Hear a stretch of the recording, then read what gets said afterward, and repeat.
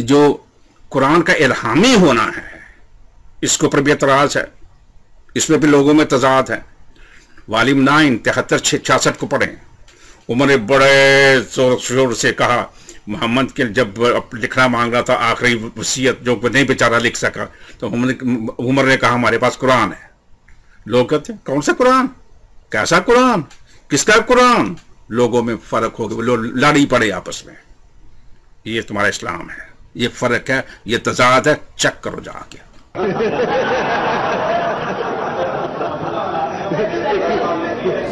الحمدللہ رب العالمین والصلاۃ والسلام علی سید المرسلین۔ سیمی سیمسن کا آپ نے دعویٰ سنا کہ وہ حدیث مبارکہ کا حوالہ دے کے، ریفرنس دے کے وہ اس میں ثابت کرنے کی کوشش کر رہا ہے کہ جو لوگ تھے وہاں، جو صحابہ کرام ہیں، انہوں نے قرآن پاک کو رد کر دیا، یا قرآن پاک میں وہ جو آپ نے سنا وہ آپ نے سن لیا کہ وہ کیا بکواس کر رہا ہے قرآن پاک کے بارے میں۔ اور حدیث مبارکہ ہم دیکھتے ہیں، کیا حدیث مبارکہ میں یہ چیز ہے کہ صحابہ کرام نے یہ کہا ہو کہ کون سا قرآن، یہ اس کو ہم دیکھتے ہیں قرآن پاک میں سے۔ حدیث مبارکہ ہے 7366 یعنی کہ 73-66۔ ہم سے ابراہیم بن موسیٰ نے بیان کیا، کہا ہم کو ہشام نے خبر دی، انہیں معمر نے، انہیں زہری نے، انہیں عبید اللہ بن عبداللہ نے، اور ان سے ابن عباس رضی اللہ تعالیٰ عنہ نے بیان کیا کہ جب نبی کریم صلی اللہ علیہ وسلم کی وفات کا وقت قریب آیا تو گھر میں بہت سے صحابہ کرام رضی اللہ تعالیٰ عنہ موجود تھے، جن میں عمر بن خطاب رضی اللہ تعالیٰ عنہ بھی تھے۔ اس وقت آپ صلی اللہ علیہ وسلم نے فرمایا کہ آؤ میں تمہارے لیے ایک ایسا مکتوب لکھ دوں کہ اس کے بعد تم کبھی گمراہ نہ ہو۔ نبی حضرت عمر رضی اللہ تعالیٰ عنہ نے کہا کہ اس وقت آپ صلی اللہ علیہ وسلم نے فرمایا کہ آؤ میں تمہارے لیے ایک ایسا مکتوب لکھ دوں جس کے بعد تم کبھی گمراہ نہ ہو۔ عمر رضی اللہ تعالیٰ عنہ نے کہا کہ نبی کریم صلی اللہ علیہ وسلم تکلیف میں مبتلا ہیں، تمہارے پاس اللہ رب العزت کی کتاب ہے اور یہی ہمارے لیے کافی ہے۔ گھر کے لوگوں میں بھی اختلاف ہو گیا اور آپس میں بحث کرنے لگے۔ ان میں سے بعض نے کہا کہ نبی کریم صلی اللہ علیہ وسلم کے قریب لکھنے کا سامان کر دو، وہ تمہارے لیے ایسی چیز لکھ دیں گے کہ اس کے بعد تم گمراہ نہیں ہوگے۔ اور بعض نے وہی بات کہی جو حضرت عمر رضی اللہ تعالیٰ عنہ کہہ چکے تھے۔ جب نبی کریم صلی اللہ علیہ وسلم کے پاس لوگ اختلاف و بحث زیادہ کرنے لگے تو آپ صلی اللہ علیہ وسلم نے فرمایا کہ میرے پاس سے ہٹ جاؤ۔ عبید اللہ رضی اللہ تعالیٰ عنہ نے بیان کیا کہ ابن عباس رضی اللہ تعالیٰ عنہ کہا کرتے تھے کہ سب سے بھاری مصیبت تو وہ تھے جو رسول کریم صلی اللہ علیہ وسلم اور اس نوشت کو لکھوانے کے درمیان حائل ہوئے، یعنی جھگڑا اور شور۔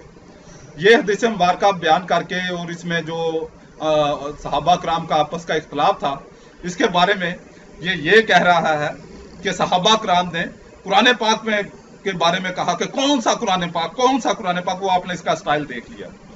تو کیسا یہ گشتوڑ کا بچہ ہے، آپ کہتے ہیں کہ آپ گالی دیتے ہو، اور بھائی یہ جو بکواس کر رہا ہے اس کے بدلے میں گالی تو کیا گولی بنتی ہے۔ اب یہ سامنے نہیں ہوتا اس لیے گالی دے کے گزارا کر لیتے ہیں۔ تو یہ جو بندہ ہے یہ کماد کے کھیت میں سے وہ کپاس نکالنا چاہ رہا ہے کوئی اس میں بنتی ہے؟ آپ کی سمجھ میں آتی ہے؟ کوئی بھی آپ میں سے کوئی ایک اٹھ کر یہ کہہ دے کہ نہیں جی اس میں سے جو اس نے بکواس کی ہے اس حدیث مبارکہ کے تحت اس میں سے یہ کچھ ثابت ہوتا ہے، یہ اختلاف یا تضاد ثابت ہوتا ہے۔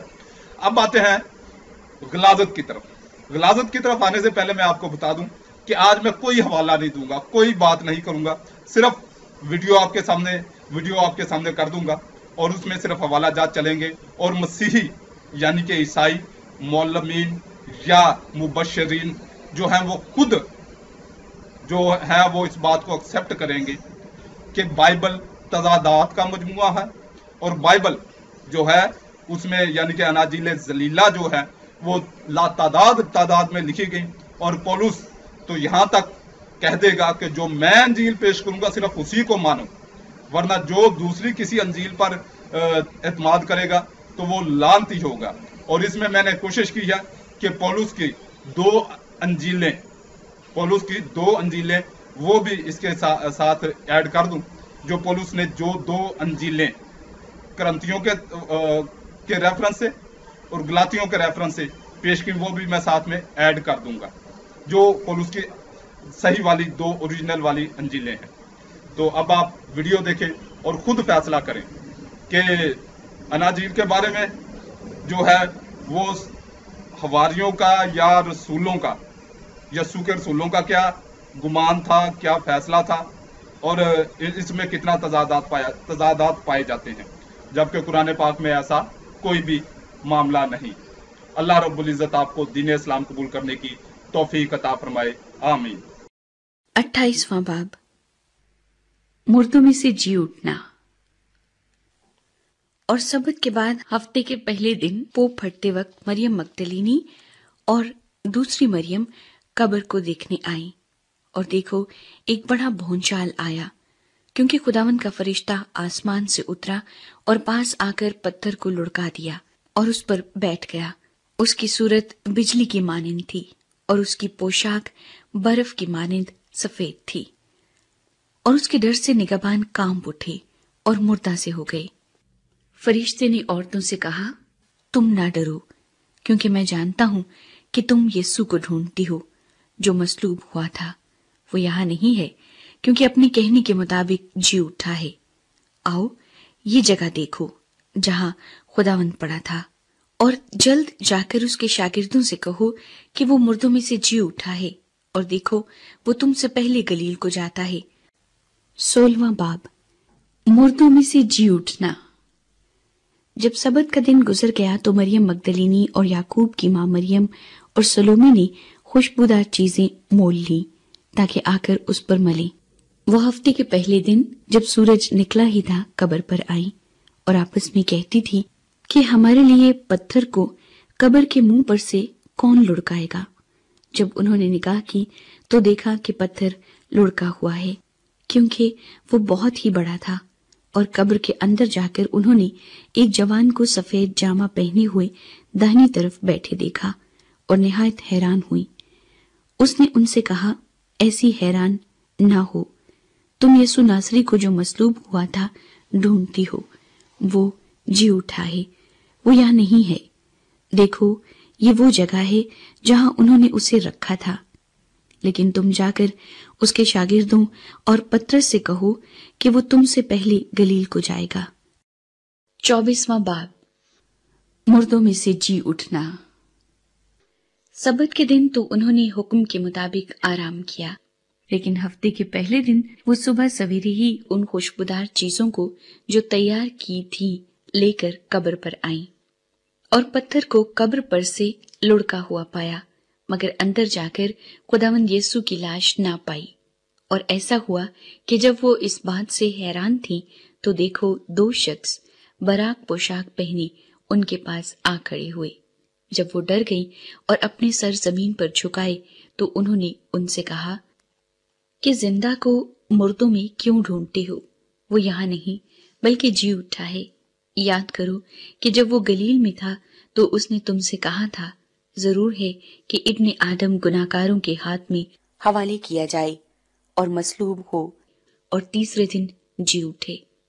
उसकी बातें उन्हें याद आईं और कब्र से लौटकर उन्होंने उन 11 और बाकी सब लोगों को इन सब बातों की खबर दी। 20वां बाब, खाली कब्र। हफ्ते के पहले दिन मरियम मगदलीनी ऐसे तड़के कि अभी अंधेरा ही था कब्र पर आई और पत्थर को कब्र से हटा हुआ देखा। बस वो शमौन पतरस और उस दूसरे शागिर्द के पास जिसे यीशु अजीज रखता था दौड़ी हुई गई और उनसे कहा कि खुदावंद को कब्र से निकाल ले गए और हमें मालूम नहीं कि उसे कहाँ रख दिया। बस पतरस और वो दूसरा शागिर्द निकलकर कब्र की तरफ चले और दोनों साथ साथ दौड़े, मगर वो दूसरा शागिर्द पतरस से आगे बढ़कर कब्र पर पहले पहुंचा। उसने झुककर नजर की और सूती कपड़े पड़े हुए देखे, मगर अंदर न गया। शमौन पतरस उसके पीछे पीछे पहुंचा और उसने कब्र के अंदर जाकर देखा कि सूती कपड़े पड़े हैं اور وہ رومال جو اس کے سر سے بندھا ہوا تھا سوتی کپڑوں کے ساتھ نہیں بلکہ لپٹا ہوا ایک جگہ الگ پڑا ہے۔ اس پر دوسرا شاگرد بھی جو پہلے قبر پر آیا تھا اندر گیا اور اس نے دیکھ کر یقین کیا، کیونکہ وہ اب تک اس نوشتے کو نہ جانتے تھے جس کے مطابق اس کا مردوں میں سے جی اٹھنا ضرور تھا۔ بس یہ شاگرد اپنے گھر کو واپس گئے۔ مریم مگدلینی پر ظہور۔ لیکن مریم باہر قبر کے پاس کھڑی روتی رہی، اور جب روتے روتے قبر کی طرف جھک کر اندر نظر کی تو 2 فرشتوں کو سفید پوشاک پہنے ہوئے، ایک کو سرہانے اور دوسرے کو پہنتانے بیٹھے دیکھا جہاں یسوع کی لاش پڑی تھی۔ انہوں نے اس سے کہا، اے عورت، تو کیوں روتی ہے؟ اس نے ان سے کہا، اس لیے کہ میرے خداوند کو اٹھا لے گئے ہیں اور معلوم نہیں کہ اسے کہاں رکھا ہے۔ یہ کہہ کر وہ پیچھے پھری اور یسوع کو کھڑے دیکھا اور نہ پہچانا کہ یہ یسوع ہے۔ یسوع نے اس سے کہا، اے عورت، تو کیوں روتی ہے؟ کس کو ڈھونڈتی ہے؟ اس نے باغبان سمجھ کر اس سے کہا، میاں، اگر تو نے اس کو یہاں سے اٹھایا ہو تو مجھے بتا دے کہ اسے کہاں رکھا ہے تاکہ میں اسے لے جاؤں۔ یسوع نے اس سے کہا، مریم۔ اس نے مڑ کر اس سے عبرانی زبان میں کہا، ربونی، یعنی اے استاد۔ 11واں باب، جھوٹے رسول اور پولوس۔ کاش کہ تم میری تھوڑی سی بے وقوفی کی برداشت کر سکتے۔ ہاں، تم میری برداشت کرتے تو ہو۔ مجھے تمہاری بابت خدا کی سی غیرت ہے، کیونکہ میں نے ایک ہی شوہر کے ساتھ تمہاری نسبت کی ہے تاکہ تم کو پاک دامن کماری کی مانند مسیح کے پاس حاضر کروں۔ لیکن میں ڈرتا ہوں کہیں ایسا نہ ہو کہ جس طرح سانپ نے اپنی مکاری سے ہوا کو بہکایا، اسی طرح تمہارے خیالات بھی اس خلوص اور پاک دامنی سے ہٹ جائیں جو مسیح کے ساتھ ہونی چاہیے۔ کیونکہ جو آتا ہے اگر وہ کسی دوسرے یسوع کی منادی کرتا ہے جس کی ہم نے منادی نہیں کی، یا کوئی اور روح تم کو ملتی ہے جو نہ ملی تھی، یا دوسری خوشخبری ملی جس کو تم نے قبول نہ کیا تھا، تو تمہارا برداشت کرنا بجا ہے۔ گلتیوں کے نام پولوس رسول کا خط۔ پہلا باب۔ پولوس کی طرف سے، جو نہ انسانوں کی جانب سے، نہ انسان کے سبب سے، بلکہ یسوع مسیح اور خدا باپ کے سبب سے جس نے اس کو مردوں میں سے جلایا، رسول ہے، اور سب بھائیوں کی طرف سے جو میرے ساتھ ہیں گلتیہ کی کلیسیاؤں کو، خدا باپ اور ہمارے خداوند یسوع مسیح کی طرف سے تمہیں فضل اور اطمینان حاصل ہوتا رہے۔ اسی نے ہمارے گناہوں کے لیے اپنے آپ کو دے دیا تاکہ ہمارے خدا اور باپ کی مرضی کے موافق ہمیں اس موجودہ خراب جہاں سے خلاصی بخشے۔ اس کی تمجید عبدالآباد ہوتی رہے، آمین۔ خوشخبری۔ میں تعجب کرتا ہوں کہ جس نے تمہیں مسیح کے فضل سے بلایا، اس سے تم اس قدر جلد پھر کر کسی اور طرح کی خوشخبری کی طرف مائل ہونے لگے، مگر وہ دوسری نہیں، البتہ بعض ایسے ہیں جو تمہیں گھبرا دیتے اور مسیح کی خوشخبری کو بگاڑنا چاہتے ہیں۔ لیکن اگر ہم یا آسمان کا کوئی فرشتہ بھی اس خوشخبری کے سوا جو ہم نے تمہیں سنائی کوئی اور خوشخبری تمہیں سنائے تو ملعون ہو۔ جیسا ہم پیشتر کہہ چکے ہیں ویسا ہی اب میں پھر کہتا ہوں کہ اس خوشخبری کے سوا پولس نے جو 2 انجیلوں کا پولس نے ایک ہی انجیل کا ذکر کیا ہے کہ جو وہ پیش کرے گا، تو مجھے پولس کی 2 خوشخبریاں یا انجیلیں سمجھ میں آئیں۔ ایک آپ سیمسن کی زبانی سنیے اور ایک مسیحی مبشر کی زبانی سنیے جو پولس نے پیش کی۔ دیکھیے 2 کرنتھیوں اس کا 4واں باب اس کی 4 آیت۔